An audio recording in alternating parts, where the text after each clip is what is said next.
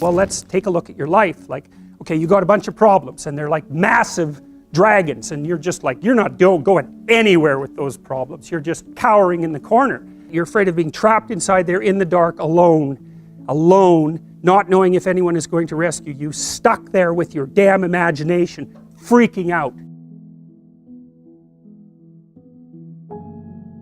They're tougher than they thought they were. And that's what you're teaching them, actually. You're not teaching them that the world isn't dangerous.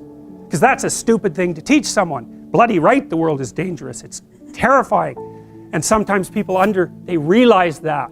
And the veil lifts. And they see horror everywhere. They see that. And then they think, well, I'm just a little rabbit. I'm over here in the corner. I can't move. I'm petrified. And then they can't move. They hide at home. They cower at home. Because everything has become a predatory domain. And so what you teach them is, you're not as much of a rabbit as you think. And part of that is that you help them grow some teeth so that they can go home and have that fight with their husband that they should have had 25 years ago. And it happens very frequently with agrophobic clients, that you get them so they can go on the damn elevator and they can go on the subway and they can take a taxi, and maybe they learn to drive. Wow, they get some autonomy, and then they're a little tougher, and so then they can stand up for themselves, and they go back, and like, their husband might not be very happy with any of this. Really, it depends on what sort of guy he is. You know, if he's a real tyrant, he might be just perfectly happy that he's married to someone who, you know, is afraid of her own shadow, because then she won't ever leave. And so that's a nasty little story, and believe me, it's not uncommon. So she gets tougher by facing what she fears, and what she finds out is there's a hell of a lot more to her than she thought. And that's really what happens when you do behavior therapy with someone who's agrophobic. It isn't really that they get less afraid, it's that they get braver. That's way different. It's because brave is alert and able to cope. Naive is there's no danger. It's like, oh yeah, right, there's no danger. Jesus, what a stupid theory that is.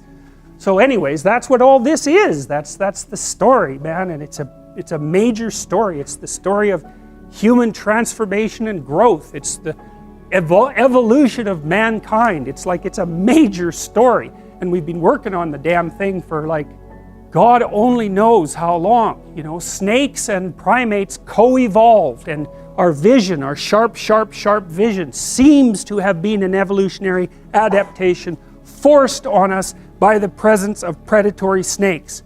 And we're talking tens of millions of years ago. And human beings have unbelievably sharp eyesight. The only thing that can outsee us is birds of prey. And they have, like an eagle, a bald eagle has eyes as big as ours, and it has two foveas. The fovea is the central part of the vision. So an eagle is all eyes, man. And so, but human beings, we're kind of like that too, and like half our brain is devoted to visual processing. We have acute vision.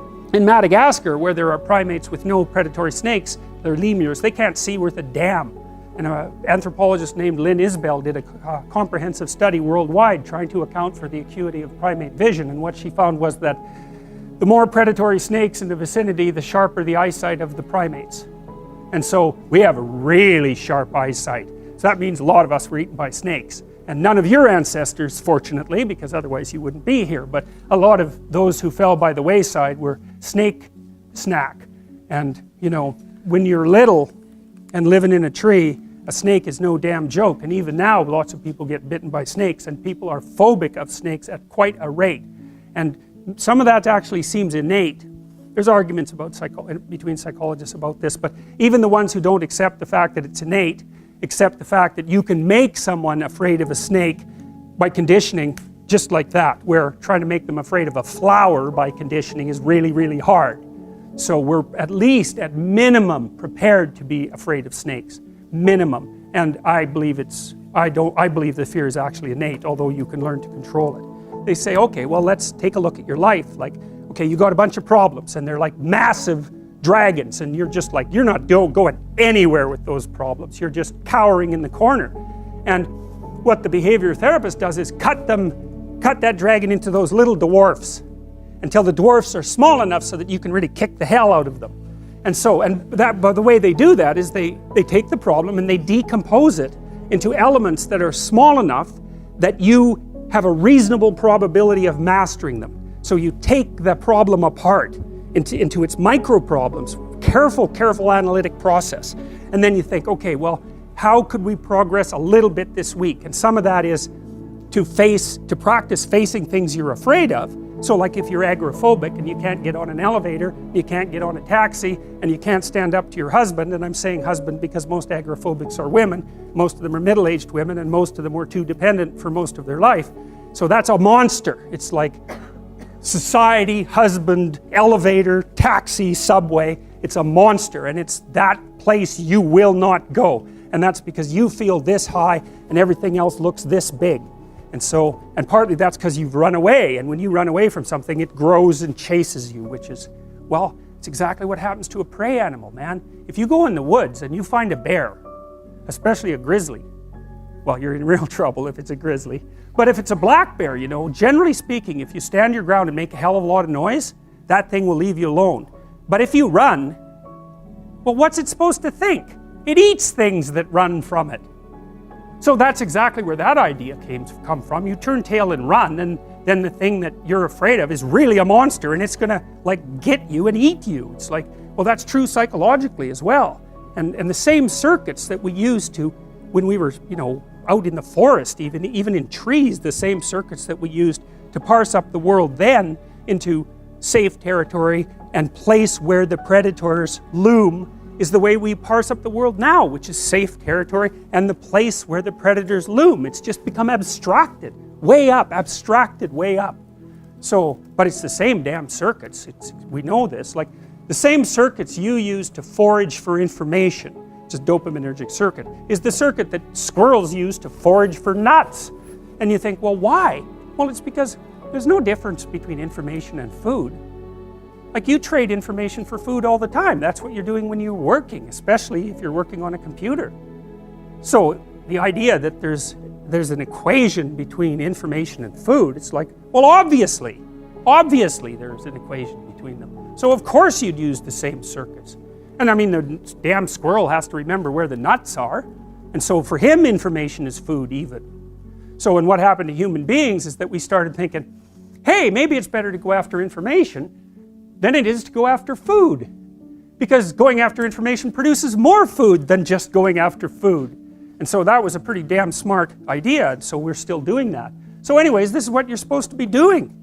And this is what behavior therapists do. They decompose your problems. What are you afraid of? Well, okay, you're afraid of everything. Well, let's get something specific you're afraid of. Well, I'm afraid of an elevator. Okay, an elevator. So I have a client, she's afraid of elevators. The elevator door opens, she goes, that's a tomb. And I thought, oh, wow, I thought it was an elevator. But for you, it's not a bloody elevator. It's death. And so that's what you're afraid of. It's worse than that. You're afraid of being trapped inside there in the dark, alone, not knowing if anyone is going to rescue you, stuck there with your damn imagination, freaking out. It's like, and if that's not, and then maybe you have a heart attack because you're so terrified and you die. So that's the elevator. Well, it's no bloody wonder no one's going to get into something like that. And then maybe underneath that is your distrust in the mechanisms of society, right? Because, you know, a normal person, those weird creatures, they'll get an elevator, what the hell, they don't care. And partly it's because they have an implicit belief, even if the thing stops, somebody will come along and rescue them. And usually you don't even think about it, right? It's like, oh, what the hell, it's an elevator. It's like, the danger is invisible to you. And it's partly because you implicitly trust the structure. And so maybe you go into the unconscious presuppositions of the person who is terrified of the elevator and the subways, and you find out they have a real problem with trusting authority, and that's partly why they don't get along with their husband, and why they've never been able to stand up for themselves. So then you say, okay, well, you're afraid of the damn elevator, but it's not an elevator, it's a tomb, and the tomb is partly you, and it's partly the elevator, and partly your unconscious mind. And so, well, what can you handle? Can you go and look at an elevator from 10 feet away? It's like, yes. Okay. How about 9 feet away? Yes. 5 feet? Yes. 4 feet? No. Okay, no problem. 4.5 feet. We're going to go from that elevator. We're going to look at the damn thing until you're bored of it. Because that's what we're trying to... You should be bored of the elevator. Because then you're not afraid of it, obviously. It's like, it's an elevator. You just don't notice it, right? All these things around here that you don't notice. I'd take you out of here and ask you what color the walls are. You haven't got any idea. You know, I suspect for most of you, there's not a chance you'd be able to identify the gender of the person who's sitting next to you, unless you know them. It's like you just don't remember anything. And why should you? Everything works. Like, you don't have to pay attention to it. You know, you get bored of that real quick, and so then you just ignore it. But the agrophobic has had that veil of ignorance torn away, and what they see behind it is mortal threat, and so that's really what you're helping them deal with. And so this week they're 4.5 feet from the elevator, next week they're a foot from the elevator, and the week after that the horrible gates of hell open and they look inside and they don't run.